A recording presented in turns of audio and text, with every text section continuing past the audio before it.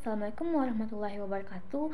Perkenalkan, nama saya Seli Putri Permatasari dengan NIM E1051221011 dari Prodi Ilmu Politik. Jadi di video kali ini saya akan menjelaskan mengenai bab 1, yaitu kepolitikan di Indonesia sebagai pembuka.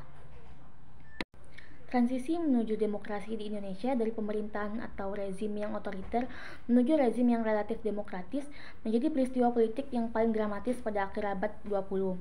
Jadi meski kadang menyakitkan, proses peralihan menuju demokrasi ini telah mengembalikan bangsa Indonesia pada kebebasan yang sudah tak berwujud. Sejak eksperimen demokrasi pertama yang berusia pendek pada 1950-an atau demokrasi parlementer. Jadi era reformasi yang dimulai pada bulan Mei 1998 sudah menghasilkan prestasi yang luar biasa, yaitu dengan kembalinya kebebasan pers atau kebebasan untuk mengutarakan pendapat, khususnya pendapat-pendapat yang berseberangan dengan pemerintah.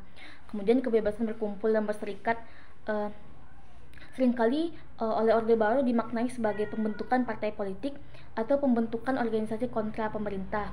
Kemudian terbangunnya civil society secara perlahan dan terselenggaranya pemilihan umum atau pemilu secara egaliter yang diakui sebagai pemilu yang lebih demokratis dibandingkan pemilihan umum sebelumnya. Jadi di bab pertama ini penulis ingin kembali mengingatkan bahwa reformasi yang telah berjalan sejauh ini perlu dirawat dan dipelihara dengan baik. Sejalan dengan ide yang disampaikan oleh Fukuyama di muka, maka ada beberapa hal yang perlu disampaikan pada bab pertama ini, khususnya dalam konteks pelembagaan pembangunan model sosial dengan mengedepankan high trust society dalam masyarakat Indonesia. Jadi setidaknya ada beberapa hal yang perlu disorot dalam pelembagaan ini, dimulai dari pembangunan civil society sebagai fondasi dasar kehidupan bernegara hingga perwujudan keputusan-keputusan politik dalam bentuk kebijakan publik. Tidak heran apabila pada bagian awal ini penulis akan lebih menyoroti pada persoalan-persoalan kendala, tantangan, sampai dengan peluang yang dapat dibangun dalam sistem politik Indonesia ke depan. Baik, masuk ke poin yang pertama, itu pembangunan civil society. Jadi menurut Bob Hadiwinata, ada 3 peran atau pendekatan yang dapat dilakukan ORNOP dalam membangun masyarakat sipil dalam kerangka transisi menuju demokrasi. Yang pertama, memfokuskan pada penyedia layanan dan dana pada kelompok masyarakat tertentu. Yang kedua, memfokuskan pada peningkatan kapasitas masyarakat dalam memenuhi kebutuhan dasar mereka. Dan yang terakhir, yang ketiga, yaitu pembangunan dan pemberdayaan masyarakat.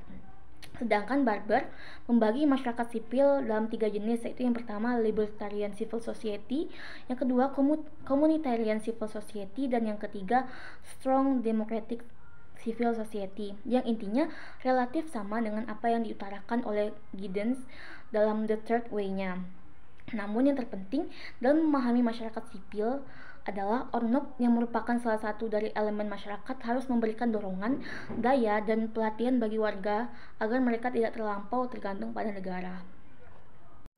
Poin yang kedua yaitu penyelenggaraan otonomi yang real dan utuh. Ketimpangan yang diperoleh masyarakat daerah selama ini yang memang perlu dikoreksi. Ada kesepakatan umum bahwa sistem yang selama ini diberlakukan harus direformasi melalui otonomi daerah yang tidak semu. Jadi yang instrumennya ialah Undang-Undang Nomor 32 Tahun 2004 dan peraturan-peraturan pelaksanaannya. Desentralisasi diharapkan akan berdampak sangat besar terhadap sosial ekonomi masyarakat lokal. Oleh karena itu, penyesuaian ulang perlu dilakukan di segala bidang termasuk juga bagaimana pemerintah pusat mempertimbangkan penggalian kekuasaan ke pemerintah daerah secara bertahap. Dimulai dari kekuasaan dan fungsi yang bisa dengan mudah dilaksanakan sendiri oleh pemerintah daerah. Bila Dimas, lalu pemerintah pusat cenderung memberi lebih banyak otonomi kepada daerah. Pada saat pemerintah pusat kemudian kembali mencengkram kekuasaan itu begitu mereka sudah kuat. Maka hal ini tidak ada artinya bila pengalihan wewenang ke daerah tersebut hanya menimbulkan penyalahgunaan di tingkat daerah. Poin yang berikutnya itu menjaga hubungan sipil militer yang strategis. Jadi, dinamika hubungan sipil militer yang berkait dengan civilian control secara teoretik dibahas dengan gamblang oleh Huntington dalam bukunya yang The Soldier and the State. Katanya, kekuasaan militer dapat dikontrol atau diredam dengan cara memperbesar kekuasaan pihak sipil seperti mekanisme zero-sum game. Bila hal ini dapat terwujud, maka yang muncul kemudian adalah kedua kemungkinan kontrol sipil atas militer. Pertama, subjektif civilian control. Asumsinya pada saat kelompok sipil berkuasa yang biasanya terdiri atas banyak golongan serta faksi yang berbeda sifat dan kepentingan dan angkatan bersenjata atau militer diperintah oleh banyak multi sipil, yang terjadi bukanlah civilian control uniform military, tapi yang muncul ialah aspirant dictatorship militer dan bahkan dapat memperkuat posisi militer. Bila hal ini yang terjadi, maka demokrasi hanyalah kenangan. Maka dari itu, akhirnya diputuskan kontrol militer hanya dipegang oleh satu kelompok sipil saja.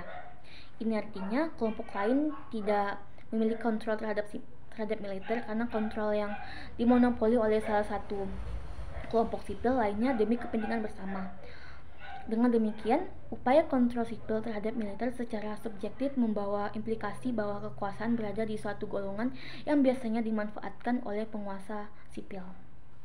Poin yang keempat itu gender dan keterwakilan perempuan. Di era reformasi ini memungkinkan penyeimbangan kembali posisi laki-laki dan perempuan dengan tujuan mengurangi ketimpangan yang telah terjadi selama ini. Tujuan ini tidak hendak menggantikan patriarki dengan patriarki, tapi untuk memastikan bahwa masalah perempuan dan laki-laki harus diberi perhatian yang sama oleh negara dan di dalam masyarakat. Upaya ini sudah pasti menghadapi rintangan kultural dan agama sekaligus kepercayaan bahwa demokrasi yang baru tumbuh seperti di Indonesia punya prioritas yang lebih penting ketimbang persoalan gender belaka. Bila kita cermati lebih mendalam, maka kepercayaan seperti ini amatlah keliru, sebab ketimpangan gender berada di jantung demokrasi yang sejati. Karena tidak mungkin ada demokrasi tanpa menyertakan partisipasi dan peran aktif dari kelompok perempuan. Jadi oleh karena itu, amandemen perlu dilakukan untuk memuat jaminan bagi kesetaraan dan persamaan gender, termasuk di dalamnya mengenai pertentangan terhadap diskriminasi. Juga proses amandemen itu harus melibatkan peran aktif dari kelompok-kelompok perempuan yang ada. Kendati Indonesia memiliki presiden perempuan, tapi ini saja bukan jaminan bahwa masalah perempuan bakal dipertimbangkan pada saat keputusan diambil oleh pemerintah dan parlemen. Baik, kita masuk ke poin yang terakhir, yaitu poin yang kelima, penataan kembali kebijakan publik. Jadi kebijakan selalu mencakup struktur yang berdua. Di satu sisi, kebijakan mempunyai dimensi instrumental dalam menghasilkan keputusan, program, dan hasil lainnya dengan nilai-nilai yang diyakini oleh para aktor pengambil kebijakan. Adanya seperangkat hubungan dalam kebijakan yang merupakan jalur komunikasi norma-norma, etika, dan moral. Proses membangun jalan kepercayaan dan solidaritas antar aktor, sedangkan di sisi lain, kebijakan dapat menghasilkan nilai-nilai yang anti nilai seperti dominasi dan proses non-developmental. Nilai-nilai yang masih menjadi basis kebijakan publik dapat bersifat antagonistik, sebagai contoh antara demokrasi dengan birokrasi. Nilai-nilai demokrasi seperti penghargaan pada individu berlawanan dengan nilai-nilai organisasi dalam birokrasi. Nilai-nilai demokrasi seperti keadilan dan pemerataan dihadapkan dengan hierarki birokrasi. Nilai-nilai demokrasi seperti partisipasi dan keterlibatan publik dihadapkan dengan kewenangan birokrasi dalam pengambilan kebijakan yang bersifat top-down. Baik, dapat disimpulkan pada bab 1 ini, mengatur kepemerintahan dalam konteks perubahan dari pemerintahan yang otoriter menuju pemerintahan yang demokrasi bukanlah hal yang mudah.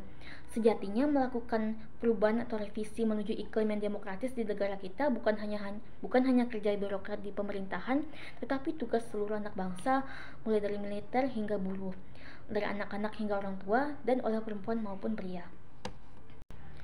Baik, sekian penjelasan saya mengenai bab 1 ini. Bila ada kesalahan dalam penggunaan kata, saya mohon maaf. Sekian, terima kasih. Wassalamualaikum warahmatullahi wabarakatuh.